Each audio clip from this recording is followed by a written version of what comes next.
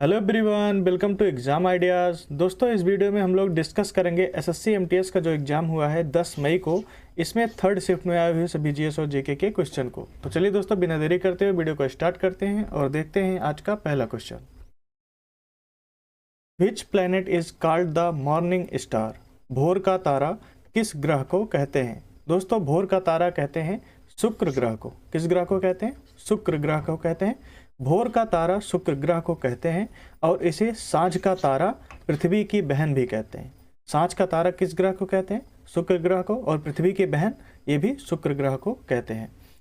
शुक्र ग्रह को भोर का तारा या सांझ का तारा कहा जाता है क्योंकि यह शाम में पश्चिम दिशा में तथा सुबह में पूरब दिशा में आकाश में दिखाई पड़ता है।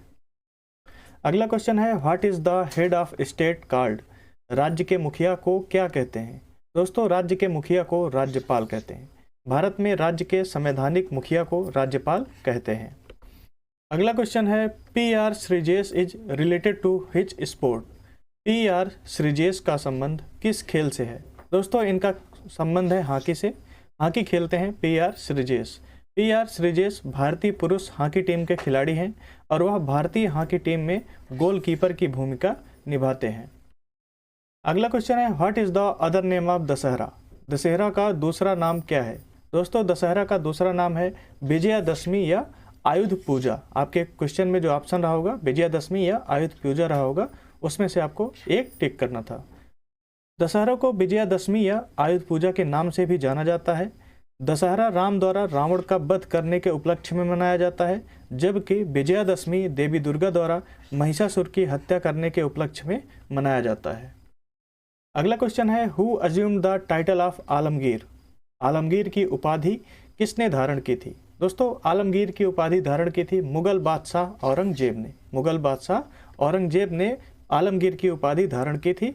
आलमगीर की उपाधि धारण करते हुए औरंगजेब ने 21 जुलाई 1658 को खुद को सम्राट के रूप में ताज पहनाया। मुगल साम्राज्य के छठे शासक औरंगजेब को आलमगीर अर्थात विश्व विजेता कहा जाता था। उनका शासनकाल 49 वर्षों तक चला और उन्हें व्यापक रूप से अंतिम प्रभावी मुगल सम्राट माना जाता है।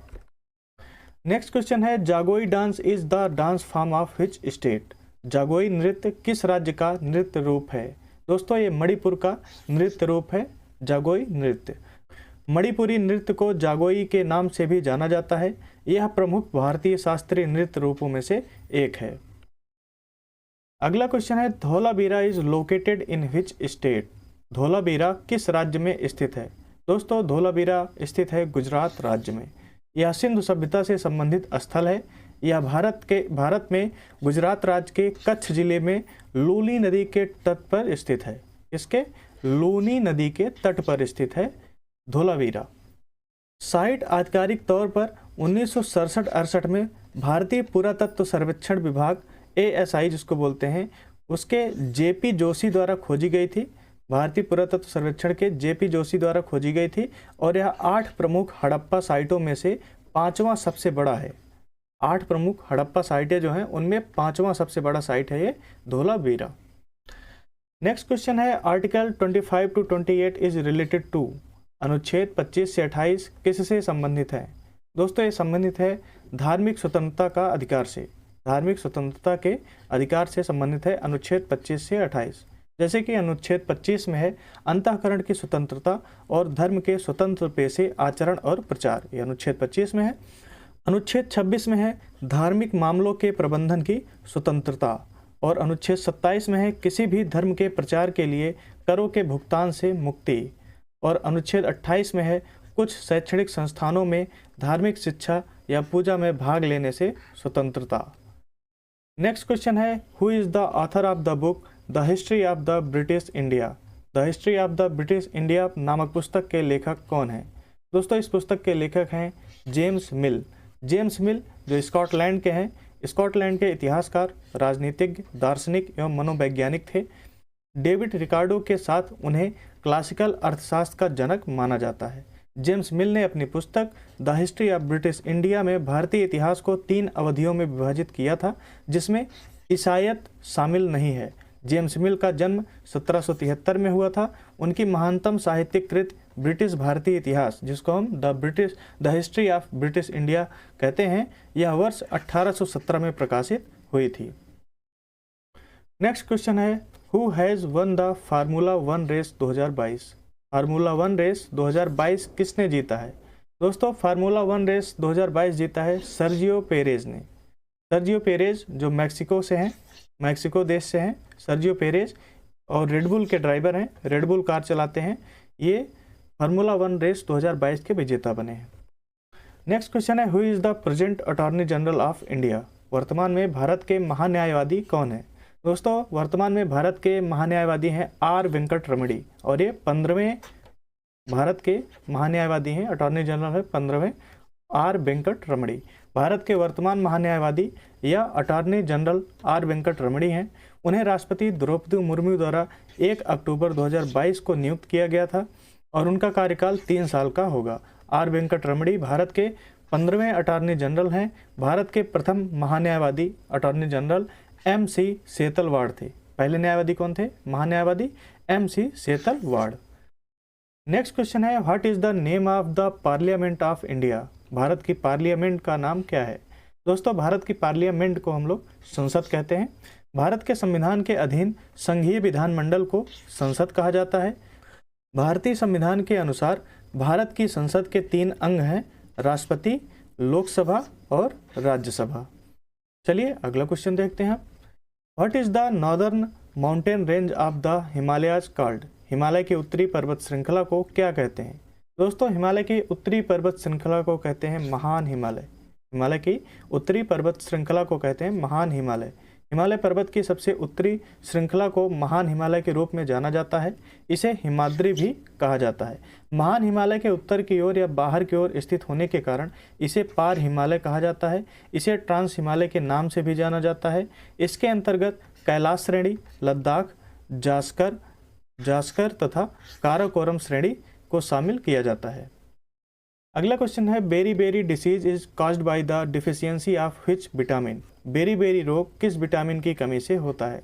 दोस्तों बेरी रोग होता है विटामिन B1 की कमी से। विटामिन B1 की कमी से बेरी रोग विटामिन B1 की कमी के कारण होती है। इसे थायमिन की कमी के रूप में भी जाना जाता है।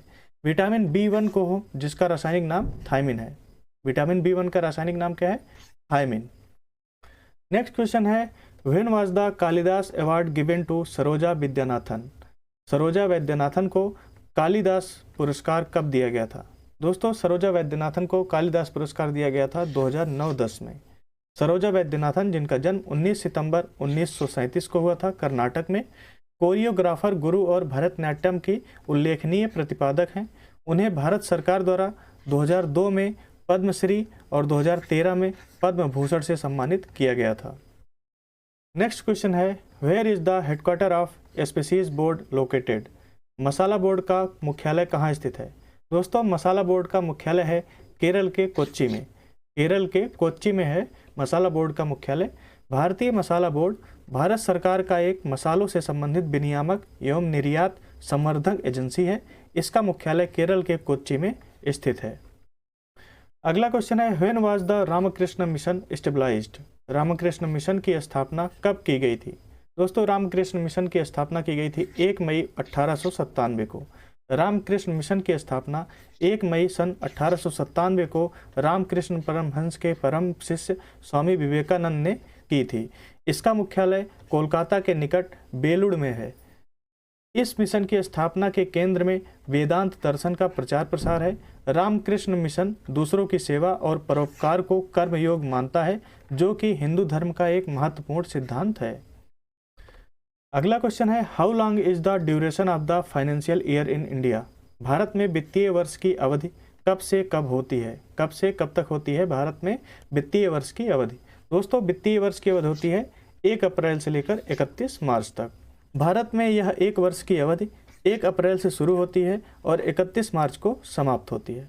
दोस्तों इन सभी क्वेश्चनों को आप अगर पीडीएफ से पढ़ना चाहते हैं तो पीडीएफ डाउनलोड करने के लिए आप हमारे टेलीग्राम चैनल से जुड़ सकते हैं, जिसका लिंक डिस्क्रिप्शन बॉक्स में है। और आप @exam ideas YT लिखकर सर्च करेंगे टेलीग्राम पर, तो वहाँ से भी आप चैनल को ज्वाइन कर सकते हैं। और दोस्तों अभी तक आपने हमारे यूट्यूब चैनल को सब्सक्राइब नहीं किया है, सब्सक्राइब कर लीजिए। और वीडियो पसंद आया है तो वीडियो को लाइक कीजिए, दोस्तों के साथ शेयर कीजिए। हम मिलते हैं आपसे नेक्स्ट वीडियो में, तब तक के लिए धन्यवाद दोस्तों।